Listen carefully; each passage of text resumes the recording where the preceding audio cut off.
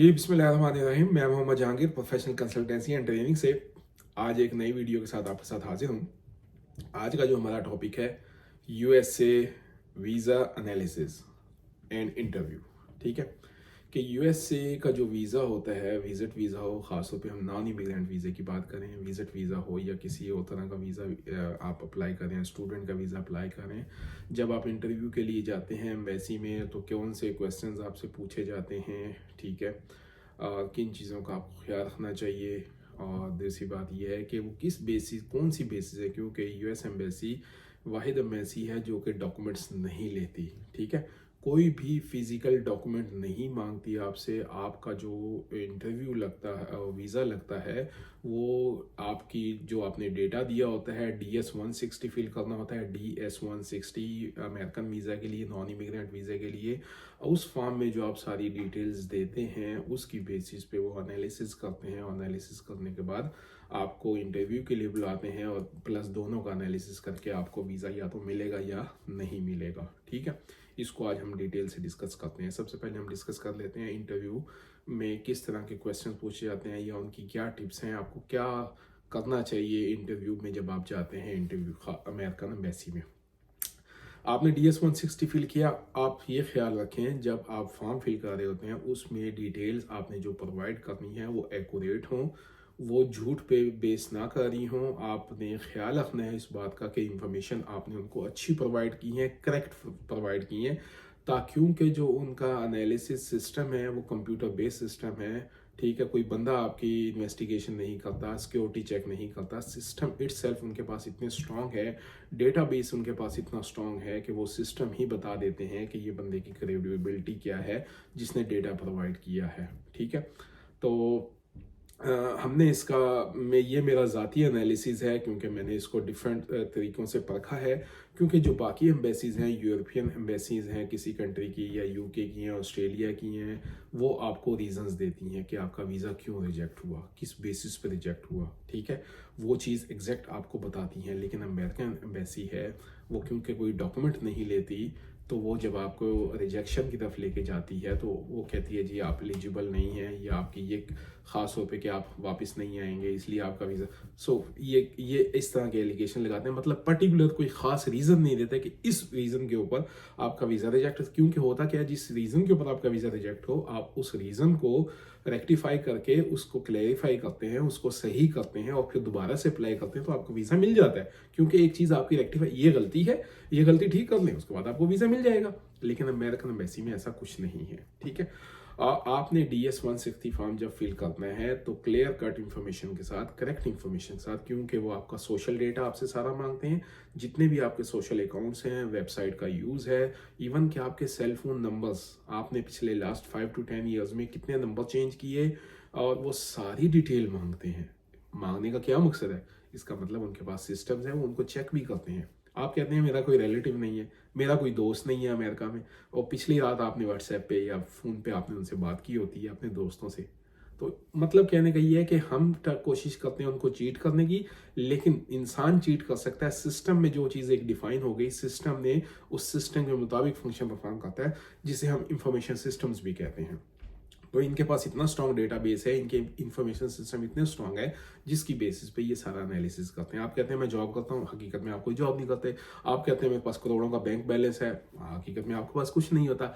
तो ये क्या चीज़ें रेक्टिफाई हो सकती हैं? क्या उनका कोई बंदा इन्वेस्टिगेट करता है? नहीं, उनके सिस्टम्स हैं या उनका जो डेटाबेस है वो सारी चीज़ें आपको बताता है। आप कहते हैं जी मैं मौलवी नहीं हूँ, या मैं रेसिस्ट नहीं हूँ, या मैं इंतहा पसंद नहीं हूँ। पिछले दिन आपकी एक पिक्चर आई होती है किसी मौलवी के साथ और किसी जलसे में, किसी जुलूस में, एग्जाम्पल्स के लिए बता रहा हूँ आपको। तो these kind of things they can find over the internet, social media. आप देख लें, आप सोशल मीडिया का इस्तेमाल आप करते हैं, फेसबुक, व्हाट्सएप आप यूज़ करते हैं, ट्विटर यूज़ करते हैं, सारी चीज़ें आपको बता देती हैं आप इस वक्त कहाँ पे हैं, क्या कर रहे हैं और कितने अरसे से, और ये डेटा स्टोर होता है, सेव होता है। तो उनके पास इतने स्ट्रॉन्ग सिस्टम्स हैं, उन्हीं का ही सिस्टम्स हैं, उन्हीं का ही डेटाबेस है, उसी की बेसिस पे एनालिसिस करते हैं। तो इन चीज़ों का आपको ख्याल रखना पड़ता है जब आप DS-160 फॉर्म फिल कर रहे होते हैं। आप डेटा उनको अच्छा दें, करेक्ट दें, रियलिस्टिक दें, क्योंकि उसकी बेसिस पे उन्होंने एनालिसिस, उनके सिस्टम ने एनालिसिस करना है, उसी बेसिस पे वीज़ा लेना है। अच्छा, सिस्टम बेसिकली यहीं पे ही बता देता है कि इस बंदे का क्या स्कोर है, इसकी जो सिक्योरिटी चेक्स हैं क्या है, इसको वीज़ा देना चाहिए, इसको कंट्री में एंट्री देनी चाहिए, नहीं दे, वो सिस्टम ही बता देते हैं। लेकिन फिर भी एक फिर सेकंड स्टेप आता है इंटरव्यू। लाजमी नहीं है कि जो सिस्टम ने बता दिया कि इस बंदे को वीज़ा देना है तो उसको वीज़ा दे, नहीं, कई लोग इंटरव्यू में आकर रिजेक्ट हो जाते हैं। सिस्टम कहता है बंदा अच्छा है, ठीक है, इसकी सारी इंफॉर्मेशन ठीक है, सारा डेटा ठीक है, वेरीफाइएबल है, लेकिन जब इंटरव्यू में आता है कुछ मशकूक चीज़ें उनको नजर आती है वीज़ा ऑफिसर को, उसकी बेसिस पे उसके पास अथॉरिटी है, वो आपका वीज़ा रिजेक्ट कर दे। ठीक है, ये अंदर की कहानी जो कि मेरा एनालिसिस है। ऐसा होता है नहीं होता मुझे नहीं पता, लेकिन जो एक्सपीरियंस है वो यही कहता है कि ऐसा ही होता है। ठीक है। अच्छा, कई दफ़ा सिस्टम कहता है इस बंदे को वीज़ा नहीं देना, इसकी स्कोर सही नहीं है, इसका सोशल सही नहीं है, या जो इसने इंफॉर्मेशन दी है वो बोगस है, ये काइंड, इसको हम वीज़ा नहीं देते, सिस्टम ने रिजेक्ट कर दिया आपको, लेकिन फिर भी इंटरव्यू तो आपका होगा। इंटरव्यू में आप जब जाते हैं, हो सकता है आपका जो इंटरव्यू है वो उसके बरक्स हुआ हो, आपका इंप्रेशन जो वीज़ा ऑफिसर के ऊपर गया वो डिफरेंट हो, इंग्लिश के हिसाब से, बोलने के हिसाब से, कॉन्फिडेंस के हिसाब से, आपके डेटा के हिसाब से, आपके डॉक्यूमेंटेशन, आपका कॉन्फिडेंस, ये सब चीज़ें हो सकता है उसके अपोजिट हो सकता है वो उस अपने डिसीजन को जो सिस्टम ने दिया उसको रिवर्ट कर दे, आपको वीज़ा ग्रांट कर दे। ठीक है, तो ये वो चीज़ होती है जो कि आप, एक चीज़ कि आपने अपना डेटा सही देना है, सेकंड चीज़ अब इंटरव्यू में आ जाए, जब आप इंटरव्यू के लिए जाते हैं, इंटरव्यू में भी कुछ चीज़ें होती हैं, ख़ास तौर पे क्योंकि मैं इस्लामाबाद एम्बेसी को देखता हूँ, ज़्यादा मेरे सारे वीज़े यहीं के ही हैं, मुझे यूएस कॉन्सुलेट का, सॉरी, कराची कॉन्सुलेट का नहीं पता कि वहाँ पे भी डेफिनेटली ऐसा ही सिस्टम होगा, कुछ जर्नल चीज़ें होती हैं। अच्छा, कुछ लोग अब वीज़ा जो ऑफिसर्स होते हैं डिफरेंट काउंटर्स पे बैठे होते हैं जो आपको वीज़ा ग्रांट कर रहे होते हैं, इंग्लिश में भी आप बात कर सकते हैं, उर्दू पढ़े लिखे लोगों के लिए लाजमी है वो, क्योंकि आप इंग्लिश कंट्री में जा रहे हैं तो इंग्लिश में ही इंटरव्यू दें, बहुत ज़्यादा बेहतर है, आपके वीज़ा लगने के चांस ज़्यादा होंगे। लेकिन जो बुज़ुर्ग हैं, जो पेरेंट्स हैं, जो रिलेटिव्स हैं, या जो अनपढ़ लोग हैं जो नहीं इंग्लिश बोल सकते, तो फिर उनको अच्छी खासी उर्दू आती है, जो वीज़ा ऑफिसर से गोरे हैं वो, उनको हमसे ज़्यादा नॉलेज है हमारी लैंग्वेज का, हमारे कल्चर का, हमारे जहनों का। वो ट्रेंड लोग होते हैं जो वहाँ पे बैठे होते हैं, वो हर चीज़ का एनालिसिस पहले से करके बैठे होते हैं, तो इसी बेसिस के ऊपर वो आपको रिस्पॉन्स देते हैं।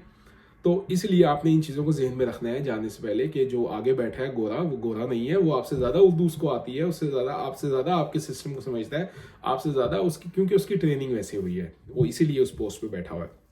तो बहरहाल, तो इंटरव्यू के लिए खासतौर पर वो लोग जिनको इंग्लिश नहीं आती वो उर्दू वाले सेक्शन में जा सकते हैं, जिनको इंग्लिश आती है लाजमी है कि आप इंग्लिश में ही बात करें, इंग्लिश में ही क्वेश्चन के आंसर्स दें। ठीक है, और अगर कहीं ज़रूरत पड़ती है तो वो फिर वो जब बहुत ज़्यादा कहीं पे मुश्किल आती है तो वो उर्दू में भी पूछ लेते हैं आपसे, क्योंकि उनको आती है उर्दू।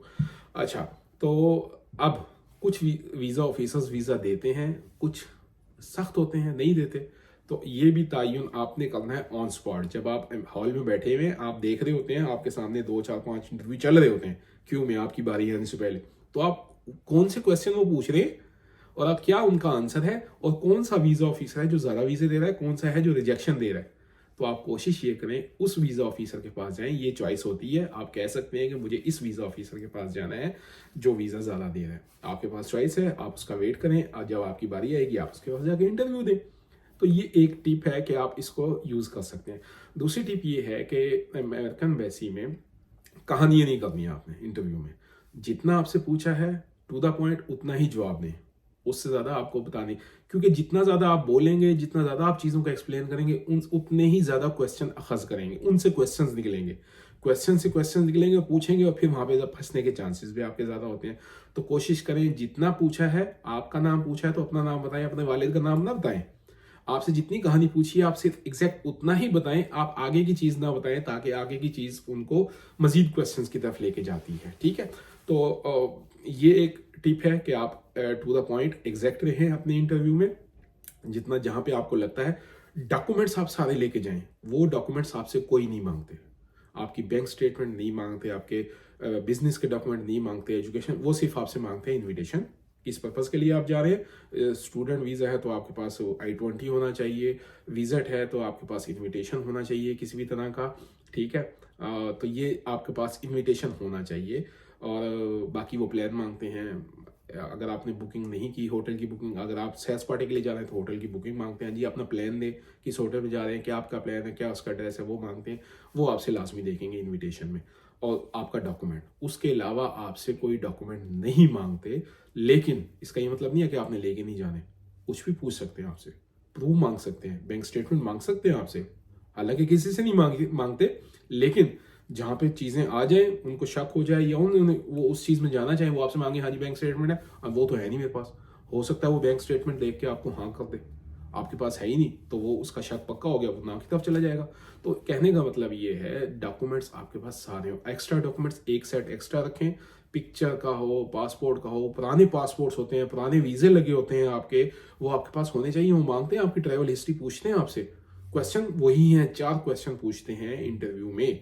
क्यों जा रहे हैं, पर्पस क्या है, दूसरा फाइनेंशियली आप कितने स्ट्रांग है, तीसरा आपने पहले कभी कहीं ट्रैवल किया है, चौथा क्या आप वापस आओगे, आपके स्ट्रांग टाइज किया है वापस आने के लिए। तो इन 4 क्वेश्चंस से मजीद क्वेश्चंस निकलते हैं, कोई 25-30 क्वेश्चंस की लिस्ट है, वो मैं इंशाल्लाह लिंक उसका शेयर कर दूंगा या वीडियो के एंड में वो आपको क्वेश्चंस लगा दूंगा कि वो कौन से रेलिवेंट क्वेश्चंस होते हैं जो कि इंटरव्यूज में पूछे जाते हैं, आपके जहन में हो कि ये क्वेश्चन है और इसका आंसर क्या है।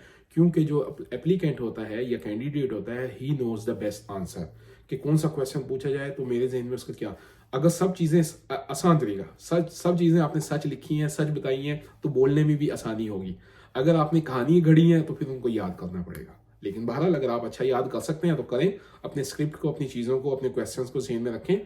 चीज़ें क्वेश्चन आगे पीछे हो सकते हैं, पूछ सकते हैं, तो आपको उसके लिए मेंटली रेडी होना चाहिए। तो लेकिन बहरहाल ये वो तरीकाकार है जिसकी बेसिस पे आपका वीज़ा रिजेक्ट होता है या एक्सेप्ट होता है, ये वो सिचुएशन होती है और ये वो चीज़ें हैं जिनका आपको ख्याल रखना होता है इंटरव्यू देते हुए। तो आई एम श्योर कि इंटरव्यू के लिए मैं क्वेश्चंस, रेलिवेंट क्वेश्चंस हैं, वो मैं आपसे इंशाल्लाह भी शेयर कर लेता हूँ, वीडियो के एंड में आपको मिल जाएंगे। इसके अलावा भी मजीद अगर आपके कोई क्वेश्चंस हैं इंटरव्यू के हवाले से या वीज़ा लगने ना लग, क्योंकि जो वीज़ा रेशो है यूएस की, वो गालबन अगर हम एवरेज की बात करें तो 50% है, सम टाइम 45%, 47%, 55%, 60%, लेकिन जब आप एवरेज निकालते हैं वो 50-52% ये वीज़ा रेशो है विजिट वीज़ा की या स्टूडेंट वीज़ा की।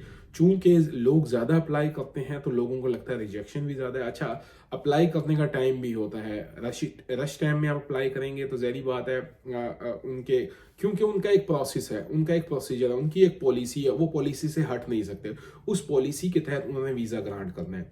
अच्छा, बहुत सारी चीज़ें मैटर करती हैं। बहुत सारे लोग कहते हैं अच्छी यूनिवर्सिटीज़ में एडमिशन लेंगे तो ही वीज़ा लगेगा, नहीं ऐसा नहीं है। बहुत सारे लोग कहते हैं, बहुत सारे बिजनेसमैन हैं जो कि वाकई करोड़पति बिजनेसमैन हैं, उनकी ट्रांजैक्शंस जेन्युइन है, उनकी अकाउंट जेन्युइन है, उनके बिजनेस जेन्युइन है, वीज़ा रिजेक्ट हो जाता है उनका।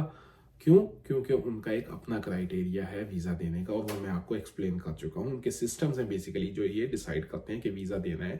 तो इसलिए आप इंफॉर्मेशन को क्लियर रखें।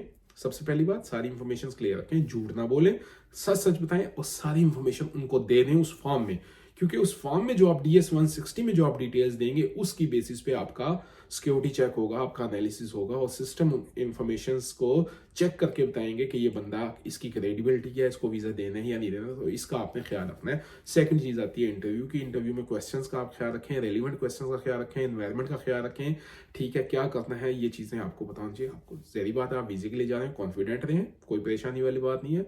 कॉन्फिडेंस जितना होगा आप इतने अच्छे तरीके से सुनेंगे, कोई चीज़ आपको समझ नहीं आती आप उनको दोबारा बोल सकते हैं कि sorry, say again, I couldn't understand what you said, repeat it. So वो कोई मसला नहीं है, माइक लगा होता है, उनके पास भी माइक लगा होता है और स्पीकर भी लगा होता है, आप इजीली कन्वर्सेशन सुनते हैं।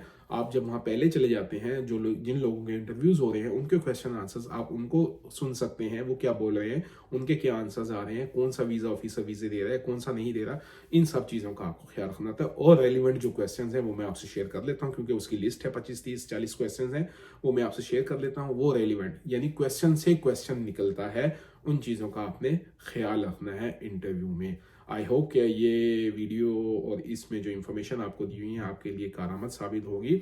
इसके अलावा मजीद कोई क्वेश्चन है आपका, आप कमेंट सेक्शन में पूछ सकते हैं, ठीक है, और दिए गए नंबर्स पे कांटेक्ट कर सकते हैं और हमारे पेजेस को, हमारे चैनल को विजिट कर सकते हैं और कांटेक्ट कर सकते हैं। अगर सर्विसेज चाहिए तो सर्विसेज भी अवेलेबल है। इंशाल्लाह आपको जो है ना फ़ायदा ही होगा, लेकिन ये मेक श्योर करें कि जो वीज़ा है वो गारंटेड नहीं है, ना यूएस का और ना किसी भी कंट्री का, क्योंकि वो वीज़ा देना है उस एम्बेसी ने और उस वीज़ा ऑफिसर ने। ये आपके जहन में होना चाहिए। पैसे दे के आप वीज़ा नहीं ले सकते, एजेंट्स के पास वीज़े नहीं होते, कंसल्टेंट वीज़े नहीं देते, मेरे पास भी वीज़े नहीं हैं। हाँ, हम चीज़ों को प्रोसेस करते हैं, एनालिसिस करते हैं, डॉक्यूमेंटेशन करते हैं, डेटा इंफॉर्मेशन सारी चीज़ें, ये हमारा काम होता है किसी भी एजेंट या कंसल्टेंट का। बाकी सारी कहानी है, ठीक है, ये हकीकत है और इसी के ऊपर रियलिस्टिक होकर चलना चाहिए। आप ये सारे काम अगर पढ़े लिखे हैं खुद भी कर सकते हैं, लेकिन अगर आपको सर्विसेज लेनी है मुझसे या किसी और से तो आपको नॉलेज होना चाहिए। आई होप कि वीडियो पसंद आई होगी। तो इंशाल्लाह अगली वीडियो में किसी नए टॉपिक के साथ हाजिर होंगे।